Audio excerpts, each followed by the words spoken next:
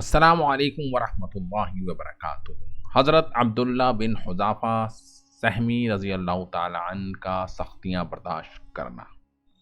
حیات الصحابہ کتاب ہے جی یہ، اور اس کے اندر بہت ہی زیادہ آپ دیکھ سکتے ہیں کہ آپ صلی اللہ علیہ وسلم کی پوری سیرت کے واقعات جو بہت زیادہ خاص ہیں وہ کس طریقے سے آپ صلی اللہ علیہ وسلم کے ذریعے سے پوری امت مسلمہ کو ملی۔ تو اس کے اندر آپ دیکھ سکتے ہیں کہ بہت زیادہ آپ دیکھ سکتے ہیں کہ صحابہ کے اوپر سختیاں کی جاتی تھیں جب اسٹارٹنگ کے اندر وہ ایمان لائے تھے جی مکہ کے اندر۔ تو اس میں سے ایک صحابہ ہیں جی عبداللہ بن حذافہ سہمی کا سختیاں برداشت کرنا۔ تو حضرت ابو رافع بیان کرتے ہیں کہ حضرت عمر بن خطاب نے ملک روم کی طرف ایک لشکر بھیجا جس میں حضور صلی اللہ علیہ وسلم کے صحابہ میں سے عبداللہ بن حذافہ نامی ایک صحابی بھی تھے رضی اللہ تعالی عنہ۔ ان کو رومیوں نے گرفتار کر لیا اور پھر ان کو اپنے بادشاہ کے پاس لے گئے جس کا لقب طاغیہ تھا، اور اسے بتایا کہ یہ محمد صلی اللہ علیہ وسلم کے صحابہ رضی اللہ تعالی عنہ میں سے ہیں۔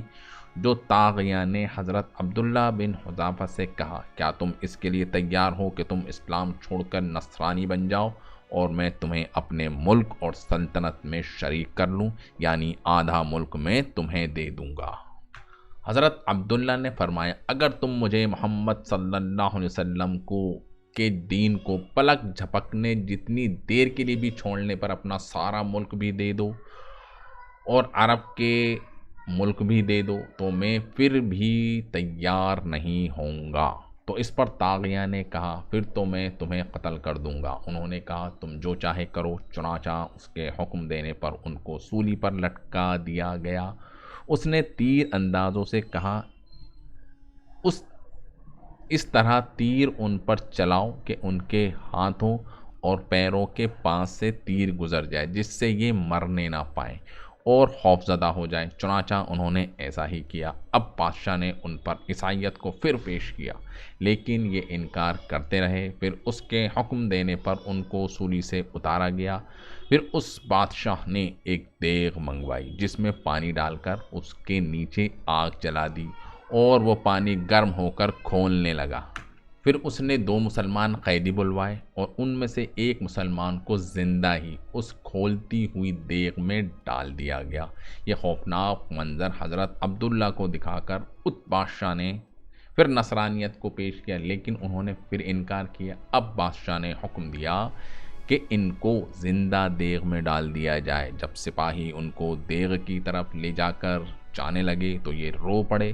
بادشاہ کو بتایا گیا کہ اب تو وہ رو پڑے ہیں۔ وہ سمجھا کہ اب یہ موت سے گھبرا گئے ہیں۔ چنانچہ اس نے کہا، انہیں میرے پاس لاؤ۔ چنانچہ ان کو واپس لایا گیا۔ اب بادشاہ نے کہا، اچھا تم کیوں رو رہے تھے؟ انہوں نے فرمایا، میں اس لیے رویا تھا کہ میں نے اپنے دل میں کہا کہ تجھے اب اس دیگ میں ڈالا جائے گا اور تو ختم ہو جائے گا۔ میں تو یہ چاہتا ہوں کہ میرے جسم پر جتنے بال ہیں اتنی میرے پاس جانیں ہوں اور ہر جان کو اللہ کے دین کی وجہ سے اس دیگ میں ڈالا جائے۔ تو میں تو اس وجہ سے رو رہا تھا کہ میرے پاس بس ایک ہی جان ہے۔ اس طاغیہ بادشاہ نے ان کے اس جواب سے متاثر ہو کر کہا، کیا یہ ہو سکتا ہے کہ تو میرے سر کا بوسہ لے، ٹھیک ہے، اور میں تمہیں چھوڑ دوں؟ تو حضرت عبداللہ نے اس سے کہا کہ میرے ساتھ باقی تمام مسلمان قیدیوں کو بھی چھوڑ دے گا؟ بادشاہ نے کہا، ہاں، باقی تمام مسلمان قیدیوں کو بھی چھوڑ دوں گا۔ حضرت عبداللہ فرماتے ہیں کہ میں نے اپنے دل میں کہا، یہ اللہ کا دشمنوں میں سے ایک دشمن ہے، میں اس کے سر کا بوسہ لوں گا، یہ مجھے اور تمام مسلمان قیدیوں کو چھوڑ دے گا، اس سے تو سارے مسلمانوں کا فائدہ ہو جائے گا۔ میرا دل تو اس کام کو نہیں چاہ رہا تھا لیکن میں مسلمانوں کے فائدے کے لیے کر لیتا ہوں، چلو اس میں کوئی حرج نہیں۔ چنانچہ بادشاہ کے قریب جا کر انہوں نے اس کے سر کا بوسہ لیا۔ بادشاہ نے سارے قیدی ان کے حوالے کر دیے۔ یہ ان سب کو لے کر حضرت عمر کی خدمت میں حاضر ہوئے اور حضرت عمر کو سارے حالات بتائے۔ تو حضرت عمر نے فرمایا کہ ہر مسلمان پر یہ لازم ہے کہ وہ عبداللہ بن حذافہ کے سر کا بوسہ لے، اور سب سے پہلے میں لیتا ہوں۔ چنانچہ حضرت عمر نے کھڑے ہو کر ان کے سر کا بوسہ لیا تاکہ اللہ کے دشمن کو چومنے کی جو ناگواری حضرت عبداللہ کے دل میں تھی وہ دور ہو جائے۔